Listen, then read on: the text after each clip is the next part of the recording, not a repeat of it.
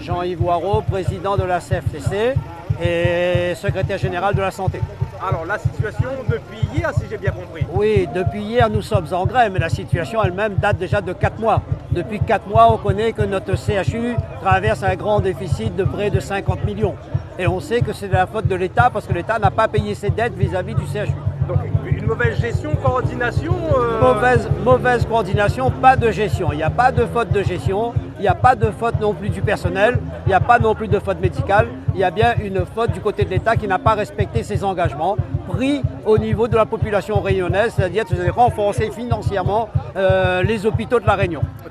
Très bien, mais vos revendications, vos demandes, votre action sera-t-il écoutée? Nos revendications sont en phase d'écoute. On a rencontré la ministre chargée du personnel de la population handicapée hier qui a transmis. On a transmis aussi donc, toutes nos doléances au ministre de la Santé et à M. Cotellon, directeur de l'ARS.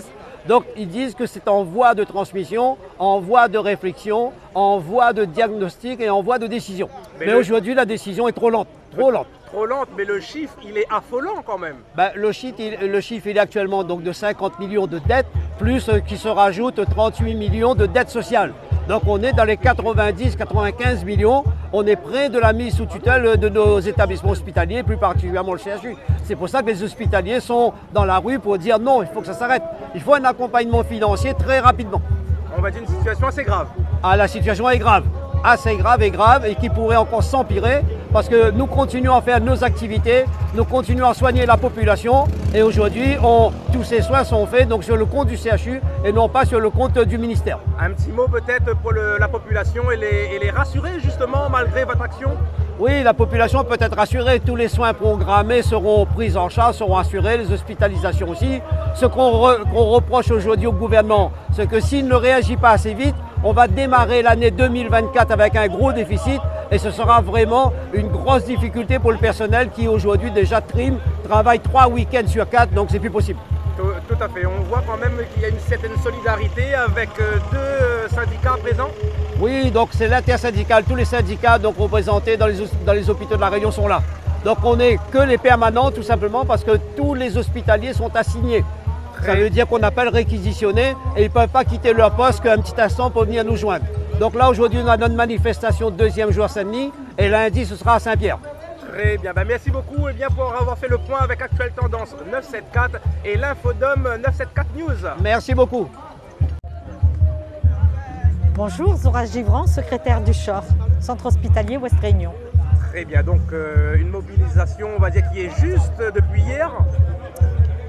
Effectivement, aujourd'hui on est devant ce cas de figure où on a un établissement public de santé qui est en faillite, un établissement qui ne pourra plus soigner les Réunionnais. On a un département ultramarin, on a 1 million à peu près d'habitants et on a des services qui ferment les uns après les autres. On a un territoire où il y a le plus fort taux de diabète, donc les conséquences sur l'urologie, les dialyses sont extrêmement importantes. Et aujourd'hui, on n'a plus de service de dialyse, on n'a plus de service, d'urologie, les services ferment, on a fermé au CHU, les services de grands brûlés. Est-ce qu'on ne va pas mettre la clé sous le paillasson rapidement? Ça peut être possible? Bien sûr, ça peut être possible. Vu de Paris, je crois qu'ils ne sont pas très inquiets. D'accord, mais on va dire, ils nous sous-estiment alors l'outre-mer depuis Paris? On ne peut pas dire que l'outre-mer est entendu depuis Paris parce que vu le pourcentage de diabète que nous avons sur le territoire, on n'a pas un service d'urologie à la hauteur. On n'a pas de service de soins à la hauteur. On ne peut pas répondre à la prise en charge nécessaire de tous nos patients. C'est très problématique. C'est problématique, c'est inquiétant. C'est la santé des Réunionnais qui se dégrade au fur et à mesure. Vache Frédéric, secrétaire général CHU, CGTA. Voilà. Alors la situation? Alors, la situation catastrophique.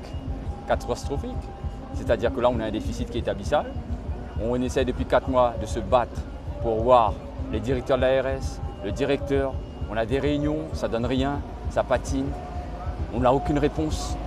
Hier, on voit encore Madame la ministre, on voit ici 30 mètres qui dit on va transmettre les doléances au ministre de la Santé. Mais en attendant, un déficit de 35 millions, de l'ARS ne veut pas donner. 15 millions endogènes au niveau du CHU. 37 millions de sécurité sociale non payés. Ben, les conséquences se font sentir. Le personnel, on ne peut plus honorer leur contrat. Le personnel est en train de travailler 2 ou 3 fois plus, ça augmente l'absentéisme. On veut juste avoir des moyens pour que l'hôpital public fonctionne. Mais c'est grave qu'à l'heure actuelle, une telle mauvaise gestion au sein de l'hôpital et une telle situation, oui. Et surtout un peuple qui peut-être... On laisse dégrader, oui, on a laissé dégrader la situation de l'hôpital au détriment de la santé des Réunionnais. C'est grave. Mais comment? Expliquez-nous comment on a pu arriver à là. Justement, au niveau budgétaire, c'est pas moi qui fais des budgets à Paris. Quand vous voyez le budget de la santé qui diminue, vous savez qu'est-ce qu'il nous répond, le ministre ou le monsieur le directeur de l'AS? C'est partout pareil dans tous les CHU. Oui, mais vous faites rien. Vous augmentez, vous savez, de 2017 à 2023, le budget de la défense a augmenté de 47%. Là, on nous dit que le budget de la santé a augmenté de 10%. Mais de 10% par rapport à quoi? Il y a une inflation, qui est aussi caractéristique. Donc ça n'a pas augmenté. Si vous laissez tomber la santé, pour moi les deux mamelles de la République sont simples. L'éducation et la santé. Si vous laissez tomber la santé, ça ne marchera plus, ça ne fonctionnera plus. Et je pense que même il fallait y voir plus loin. Il faut avoir un plan, une planification structurelle pour la santé, et surtout la santé en Outre-mer. Parce que vous savez, nous, le coefficient géographique n'est pas réévalué. On a des spécificités liées à l'éloignement. On a aussi des déficits liés aux évasans de Mayotte, etc., qu'on prend en charge. Donc tout ça, ça contribue. La tarification à l'activité qu'il faudra revoir, tout ça contribue justement à ces déficits et à ce mauvais fonctionnement de l'hôpital public. Voilà. D'accord. Et vos actions seront maintenues jusqu'à quand? C'est une grève illimitée. Tant qu'on n'aura pas une réponse concrète, qu'on demande juste pour avoir la continuité des soins dans un CHU, dans un hôpital public, afin de préserver la santé des Réunionnais, et avoir du personnel suffisant, on n'arrêtera pas.